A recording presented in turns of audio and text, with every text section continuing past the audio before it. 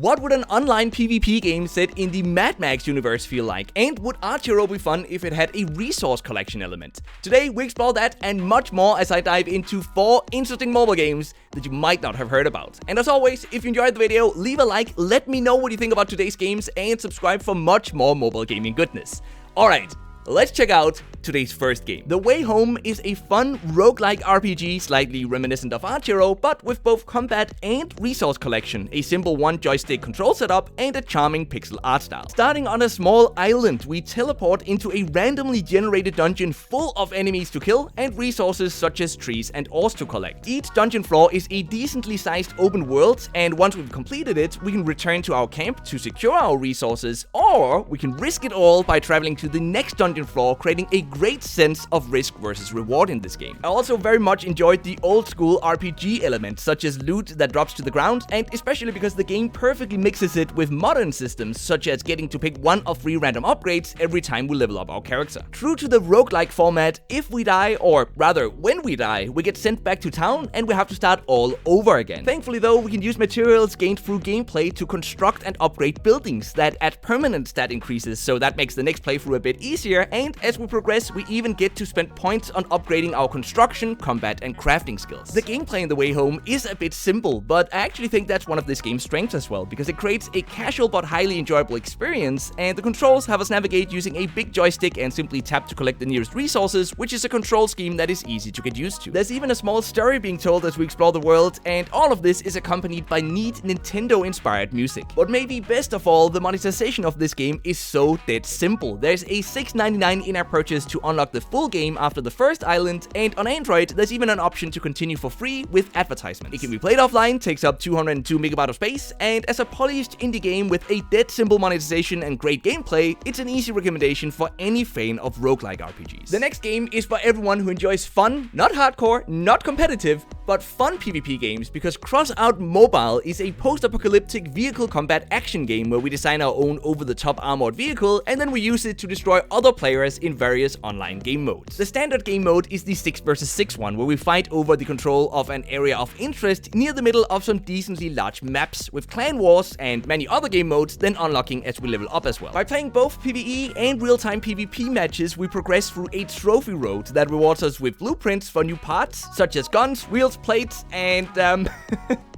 even hilariously large knives, which we then craft using scrap metals acquired through gameplay. Once we're then in a match and we're fighting other players, attempting to target specific parts of their vehicle, such as destroying their wheels so they can't move, or maybe attacking their gun so they're no longer a threat, is a big part of what makes the game fun in my opinion. And meanwhile, the vehicle customization aspect is incredibly in-depth in this game, which allows us to experiment with some truly strange vehicle builds, something I quickly found myself spending a lot of time on. The Mad Max-like theme is really neat. There's a large variety of fun weapon designs, and the maps are even decently well designed. But unfortunately, the textures aren't exactly very detailed, and there is a lot of rubber banding caused either by janky animations or, maybe more likely, server latency. Now, when it comes to the controls of the game, they're actually pretty okay, and there are lots of settings to enable or disable various quality of life features such as auto shooting, but the game overall just lacks some polish to be able to truly compete with its PC and console siblings. Crossout Mobile monetizes through a battle pass, incentivized ads, and then multiple in-app purchases that allow paying players to progress faster. It requires online access, it takes up 1.3 GB of space, and as long as you can play the game at a casual level, you won't really be impacted much by the monetization system, so in that case, I think it provides a decent core gameplay experience that I think many will enjoy, so it's worth considering checking out. The third game is a hardcore but unfortunately all too short experience called Neon Beats, which is a fast-paced 2D platformer with a clean neon art style and a unique rhythm-based gameplay. Controlling a small square character by jumping and moving it left and right, our goal is to avoid the many obstacles to complete each level as fast as possible with as few deaths as possible, while at the same time collecting the many music notes hidden in each level. But where the music rhythm aspect comes in is that each level is accompanied by a set of unique music tracks, and every platform in these levels that move around or appears and disappears does so to the rhythm of this music instead of at fixed intervals. This makes the gameplay experience highly immersive, and it also creates a certain flow and momentum to the way we maneuver our way through these neatly designed levels. And I gotta gotta say, this is one of the best sort of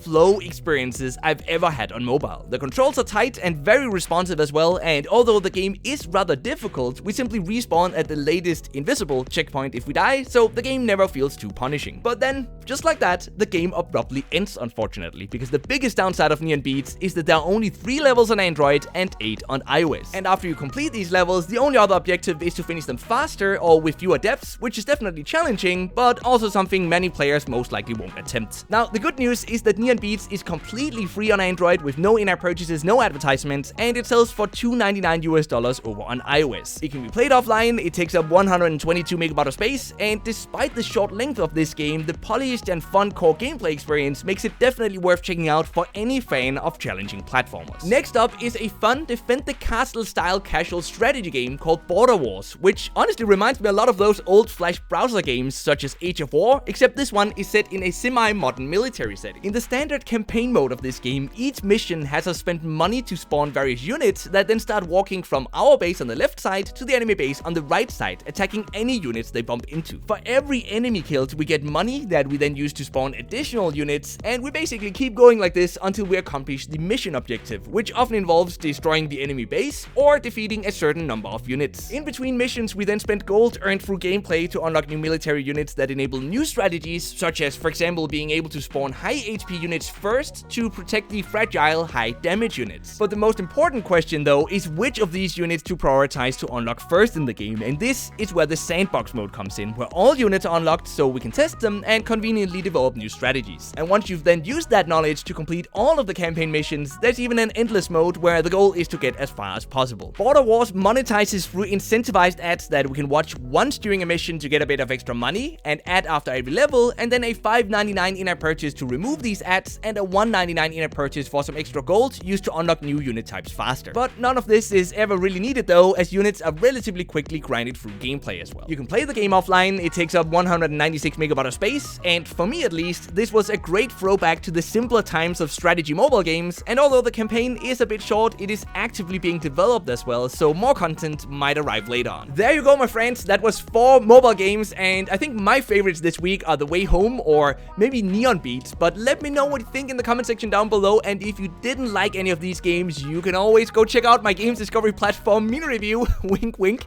or check out some of the other videos here on the channel. You might just find something you'll like, but most importantly, thank you very much for sticking around till the end of the video, and until next time, just keep gaming, stay awesome, and I'll see you guys around.